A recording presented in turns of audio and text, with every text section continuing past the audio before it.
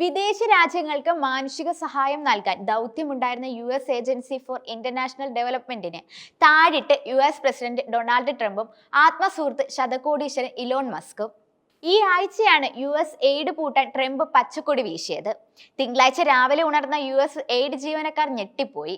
Washington DC-യിലെ ഏജൻസിയുടെ ആസ്ഥാനത്തേക്ക് വരേണ്ട എന്നായിരുന്നു ഇമെയില്. ഒരു പുഴു മാത്രമുള്ള ആപ്പിൾ അല്ല, മറിച്ച് നിറയെ പുഴുക്കളാണ്. മുഴുവൻ ആപ്പിളും കളഞ്ഞേ മതിയാവൂ, ശരിയാക്കി എടുക്കാൻ കഴിയില്ല. 6 പതിറ്റാണ്ടിന്റെ പാരമ്പര്യമുള്ള US എയ്ഡിനെ കുറിച്ച് മസ്ക് തന്റെ എക്സിലെ ഓഡിയോ സന്ദേശത്തിൽ ഇത്തരത്തിലാണ് പറയുന്നത്.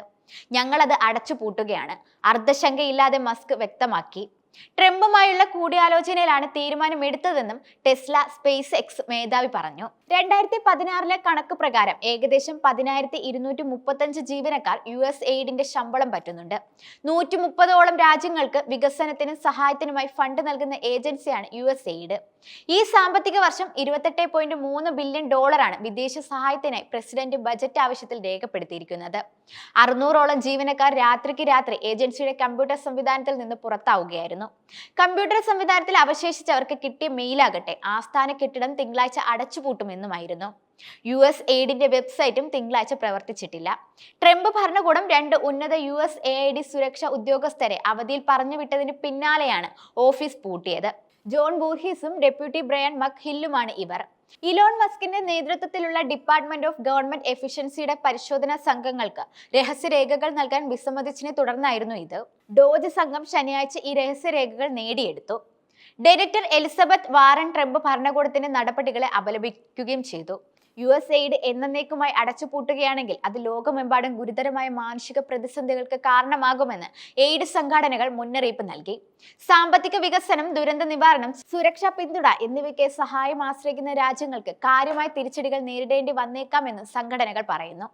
വിദേശ രാജ്യങ്ങൾക്ക് സൈനികേതര സഹായം നൽകുന്ന ലോകത്തിലെ ഏറ്റവും വലിയ ഔദ്യോഗിക സംഘടനയാണ് US എയ്ഡ്. എന്നാൽ ജൈവായുധങ്ങൾ വികസിപ്പിക്കാനും തീവ്രവാദം വളർത്താനുമാണ് US എയ്ഡ് ഫണ്ട് ചിലവഴിക്കുന്നതെന്നാണ് മസ്കിന്റെ ആരോപണം. US എയ്ഡിന്റെ പ്രവർത്തനങ്ങളെ നിർത്തലാക്കുന്നതിന്റെ ഭാഗമായി ട്രംപ് ചില നീക്കങ്ങൾ കഴിഞ്ഞ ദിവസങ്ങളിലായി നടത്തിയിരുന്നു.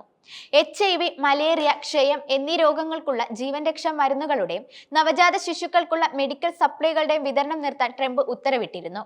US എയ്ഡുമായി ചേർന്ന് പ്രവർത്തിക്കുന്ന കരാറുകാർക്ക് ജോലി ഉടനടി നിർത്താൻ മെമ്മോകൾ ലഭിച്ചതായി റോയിട്ടേഴ്സ് റിപ്പോർട്ട് ചെയ്തിരുന്നു. ഇസ്രയേലിനും ഈജിപ്തിനും ഒഴിച്ചുള്ള രാജ്യങ്ങൾക്ക് വിദേശ സഹായം നിർത്തിവച്ചിരിക്കുകയാണെന്നാണ് ജനുവരി 24-ന് ട്രംപ് പ്രഖ്യാപിച്ചത്. യുക്രൈന് നൽകുന്നതടക്കം എല്ലാ വിദേശ സഹായങ്ങളും മരവിപ്പിക്കാനാണ് ട്രംപ് സർക്കാരിന്റെ തീരുമാനം. 1979-ൽ ഇസ്രയേലുമായി സമാധാന ഉടമ്പടി ഒപ്പുവെച്ചതു മുതൽ ഉദാരമായി US പ്രതിരോധ ധനസഹായം ലഭിച്ചു വരുന്ന ഈജിപ്തിലേക്കുള്ള സഹായവും ട്രംപ് തുടരും. വിദേശ സഹായം കർശനമായി നിയന്ത്രിക്കുമെന്ന് അധികാരത്തിലെത്തിയതിന് പിന്നാലെ ഡൊണാൾഡ് ട്രംപ് നിലപാടെടുത്തിരുന്നു. 90 ദിവസത്തേക്ക് വിദേശ സഹായം താൽക്കാലികമായി നിർത്തിവെക്കുന്ന എക്സിക്യൂട്ടീവ് ഉത്തരവിൽ ട്രംപ് ഒപ്പുവെച്ചിട്ടുമുണ്ട്. എല്ലാ വിദേശ സഹായങ്ങളിലും 85 ദിവസത്തിനകം ആഭ്യന്തര അവലോകനം നടത്തണമെന്നാണ് പുതിയ തീരുമാനം. അതുവരെ ഒരു ധനസഹായങ്ങൾക്കുമായി ഫണ്ട് അനുവദിക്കില്ലെന്ന് US സ്റ്റേറ്റ് സെക്രട്ടറിയുടെ മെമ്മോയിൽ പറഞ്ഞിരുന്നു. അവലോകനത്തിന് ശേഷം ട്രംപിന്റെ നിലപാടിനോട് ചേർന്ന് നിൽക്കുന്ന രാജ്യങ്ങൾക്ക് മാത്രം ധനസഹായം എന്ന തീരുമാനത്തിലേക്കാകും സർക്കാർ നീങ്ങുക.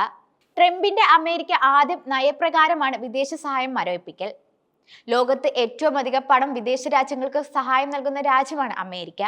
ഏതാണ്ട് 6 ലക്ഷം കോടി രൂപയാണ് ഒരു വർഷം അമേരിക്ക മറ്റു രാജ്യങ്ങൾക്ക് സഹായമായി നൽകുന്നത്.